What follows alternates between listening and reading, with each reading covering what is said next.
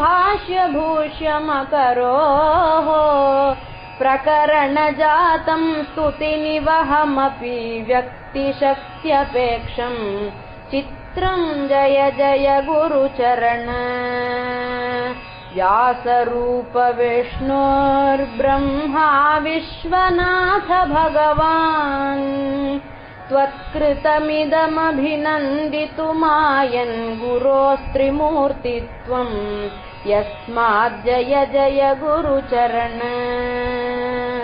मीमांसा प्रभृतीन् आस्तिकवादान् वेदान्ते